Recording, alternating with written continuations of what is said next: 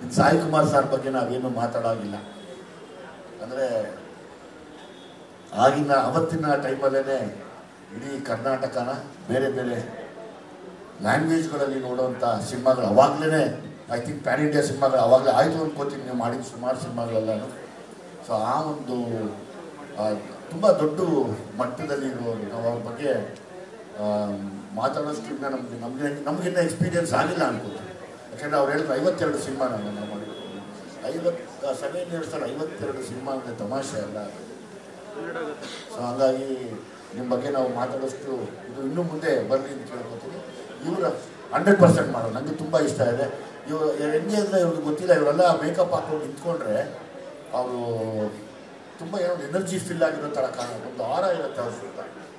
ಇಂಥ ನಟರುಗಳ ಸುತ್ತ ಯಾವಾಗಲೂ ಇರುತ್ತೆ. ನಾನು ನೋಡಿದ್ದೀನಿ ಅದನ್ನು. ಅವರೆಲ್ಲ ಮೇಕಪ್ ಹಾಕೊಂಡು ಹೊರಗಡೆ ಬಂದು ನಿಂತರೆ ಒಂದು ಅನಿಸುತ್ತೆ ಈ ಮನುಷ್ಯನ ಹತ್ರ ಏನೋ ಇದೆ, ನಾನೇನೋ ಪರ್ಫಾರ್ಮ್ ಮಾಡಬೇಕು ಅನ್ನೋ ಒಂದು ಭಾವನೆಗಳು ಇವರೆಲ್ಲ ನೋಡಿದಾಗ ಬರುತ್ತೆ.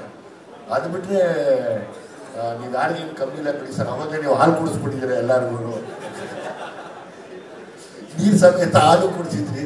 ಸೊ ಹಾಗಾಗಿ ನೀವು ನನ್ನ ಪ್ರಕಾರ ಇನ್ನು 50 ವರ್ಷ ಪೂರೈಸಿ ಎಲ್ಲ ನಟರ ಜೊತೆ ನೀವು ನಟನೆ ಮಾಡಬೇಕನ್ನೋ ಆಸೆ. ಮತ್ತೊಂದು ಸತಿ ಹೀರೋ ಟ್ರೈ ಮಾಡಿ, ಏನು ಕಡಿಮೆ ಇಲ್ಲ ನೀವೇನು. ಶ್ರೀಕಾಂತ್ ಸರ್ ಮತ್ತೊಂದು ಸತಿ ಆಲ್ ದ ಬೆಸ್ಟ್. ಮೇಡಮ್ ಬಂದಿಲ್ಲ ಇವತ್ತು. ಓಕೆ, ನಮಗೆ ಹೆಚ್ಚು ಎಲ್ಲೋದ್ರು ಅವರು. ಆಮೇಲೆ ಅಪ್ಪ ಪ್ರಮೋದ್ ಒಂದು ಹ್ಯೂಮರು ಸಣ್ಣದಾಗಿ ಬೇಡ ಪುಟ್ಟ ಬೈ ಸತ್ಯ ಕಪ್ಕ ಇದೆಯಾ ಪುಟ್ಟ? ಆರ್ಟ್ ವರ್ಕಾ? ಪ್ರೊಡಕ್ಷನ್ ಅಂದರೆ ಇದು ಆರ್ಟ್ ವರ್ಕ್ ಆದರೆ ಹುಷಾರಾಗಿರಮ್ಮ.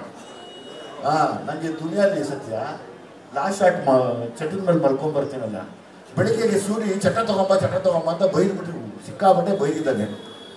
ಇವನೇ ಆಟೋ ನಮ್ಮ ಡಿಪಾರ್ಟ್ಮೆಂಟ್ ಪುಟ್ಟ ಅಂತ, ನನಗೆ ಕ್ಲೋಸು ದಾಚಪ್ಪ ಪುಟ್ಟಣ್ಣ ಅಂತ. ಬೆಳಿಗ್ಗೆ ಶೂಟಿಂಗ್ ಹೋದರೆ ಒಳ್ಳೆ ಚಟ ತಗೊಂಡು ಸರ್. ನಾನು ಅದ್ರ ಮೇಲೆ ಮಲ್ಕೊಂಡು ಆ್ಯಕ್ಟಿಂಗ್ ಎಲ್ಲ ಆಯಿತು. ಏನು ಗುರು ಎಷ್ಟು ಸಡನ್ ಕಟ್ಟಿದ್ದೆ, ಅದೇ ಬರೆಯೋ ಕಾಸೆಲ್ಲಿದ್ದ ಮಾತ್ರ ಅದು ಯಾರೋ ಸತ್ತೋಗಿದ್ರು ಎತ್ಕೊಂಡು ಬಂದಿದ್ದೆ.